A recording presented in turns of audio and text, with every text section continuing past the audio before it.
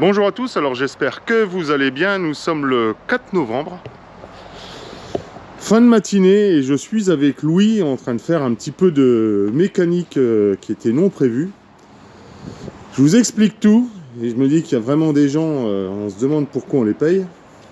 Là, je suis un peu méchant mais c'est la réalité. Vous voyez, j'ai voulu simplement déplacer ma rogneuse que j'ai achetée.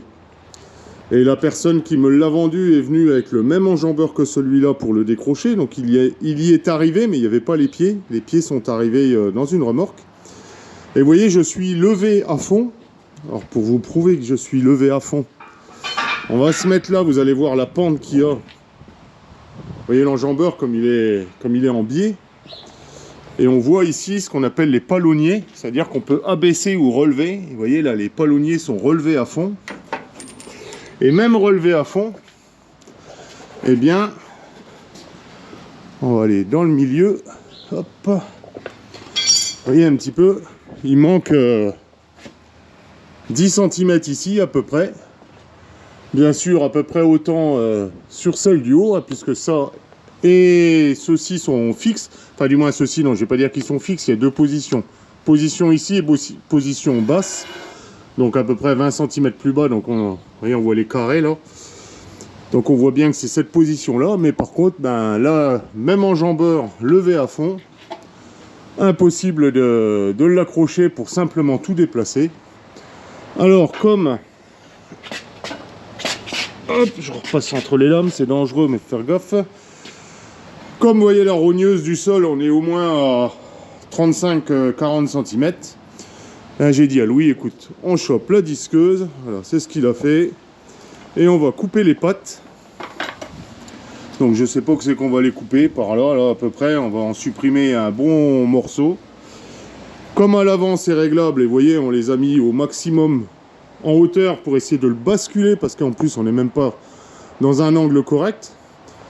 Vous voyez ici, elles sont reculées par rapport au gog, ou quasi à la verticale on va dire, alors que devant elles sont sur les pointes des gogs ici là. Hein, donc même l'angle n'est pas bon, donc on va essayer de recouper tout ça pour essayer de gagner de la place et se faciliter la vie. Alors très franchement je comprends pas le but, enfin c'est tout. Voilà, ça doit être adaptable, c'est ce qu'on va faire, hein. De l'adaptable agricole. Bon bah allez. Voilà tout ce qu'il faut, la rallonge, la disqueuse, les lunettes de protection, la pointe à tracer, l'équerre, 1 mètre. Alors pas se gourer parce que le mètre il est d'un côté en pouces et de l'autre côté en mètres. Bon bah allez c'est parti.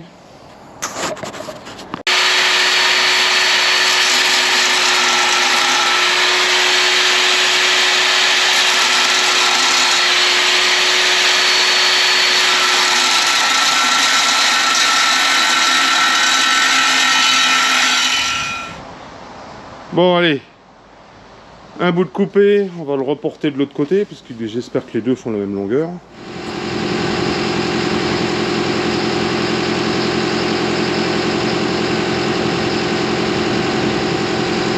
Bonjour à tous, alors j'espère que vous allez bien. Nous sommes le 10 novembre. Et je vous montre la moissonneuse. Et surtout, je vais vous montrer les quelques petits travaux qu'on a fait cette semaine. Et je viens de m'apercevoir que je devais avoir un petit souci sur le vérin, enfin sur les vérins ou sur un des vérins. Enfin, il n'y a pas de fuite par terre qui tienne le convoyeur, parce que vous voyez il est posé au sol. Donc maintenant il faudra que je pense à chaque fois à mettre la sécurité pour pas écraser ce qui pourrait être en dessous. Et comme vous pouvez voir, bah, la moissonneuse est toute propre. On n'avait pas pris le temps de la nettoyer à la perfection et Louis s'est mis à la nettoyer. Alors, je ne sais pas si vous voyez grand chose. Mais vous voyez, il n'y a plus un poil de poussière. Que ce soit de ce côté-là ou de l'autre côté. Ah, voilà, on le voit comme ça. Voilà, je vais pouvoir la redescendre à couvreau et puis la, comment je dirais, la remettre au repos. Et normalement on doit voir, mais alors là on le voit pas parce que du coup le On voit la lumière parce que du coup comme le convoyeur est baissé, ça cache un peu. Et vous voyez, on voit le bout là-bas. Comme ça, il y a de l'air qui circule sur toutes les grilles. On a laissé ouvert toutes les descentes, que ce soit le retour à Auton, que ce soit la montée des grains. Voilà, et puis le dessous, hein, les tôles qui sont en dessous, tout est ouvert pour laisser le vent circuler afin que les souris, que les petits rongeurs ne rentrent pas dedans et ne nichent pas dedans cet hiver. Bon, je vais vous montrer un autre petit travaux à venir. Alors, pour ceux qui se poseraient la question, le Renault est toujours en réparation. Du coup, Eric est venu rechercher les garnitures. On m'a dit que ça s'appelait des garnitures. Parce qu'au téléphone, il m'a simplement dit que une garniture valait 100 €. Il y en a 4, ça fait 400 €.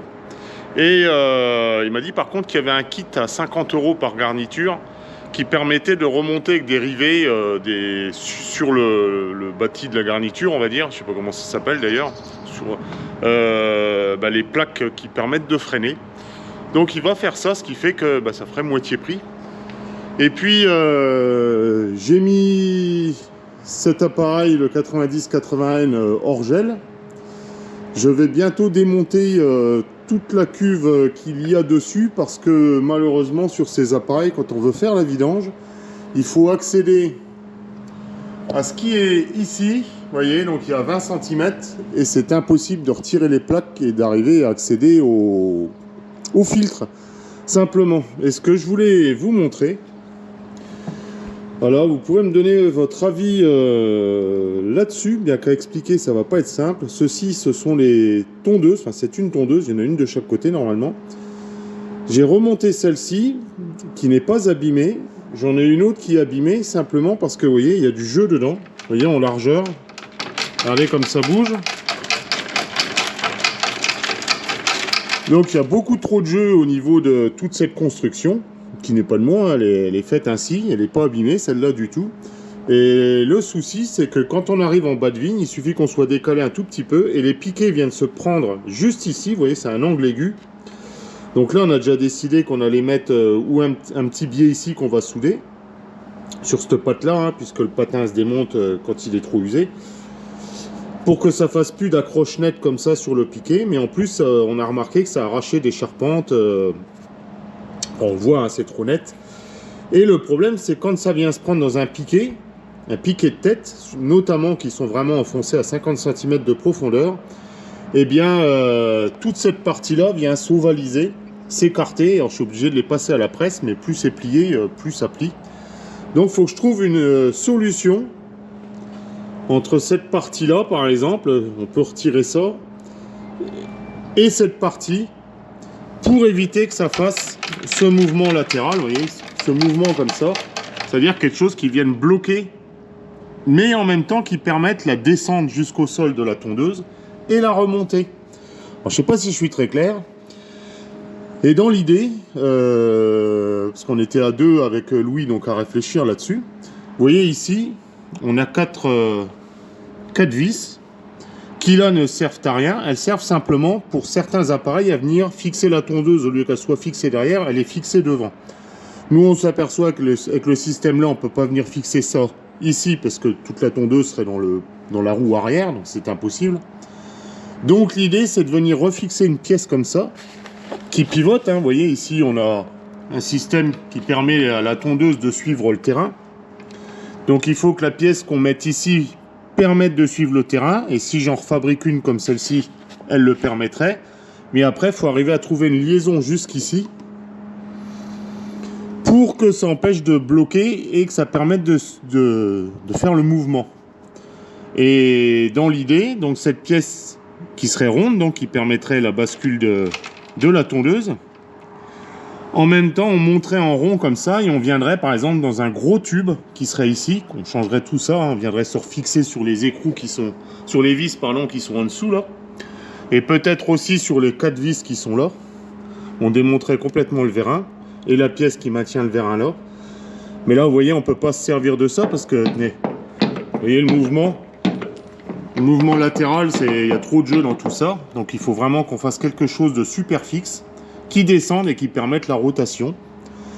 Bon, un peu compliqué, j'ai peut-être été un peu long. Mais si on a qui ont d'autres idées ou qui ont ce système-là et qui ont conçu quelque chose d'autre, ben, je suis preneur. Je vais aller voir, Louis avec mon père, on réparait le godet à terre qui était percé.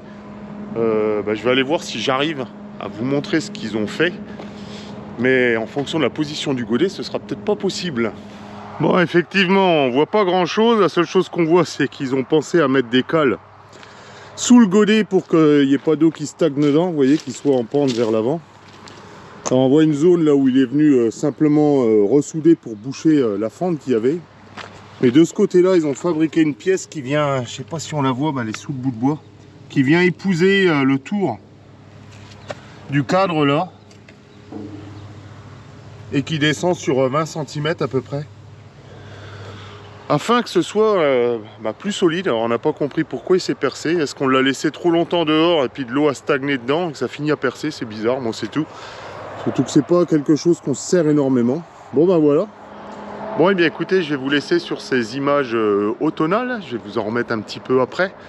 De la rivière la Marne qui traverse notre village, enfin qui est juste à côté de notre village. On a le canal et la Marne qui sont à moins de 100 mètres du village et parfois à moins de 20 mètres l'un de l'autre.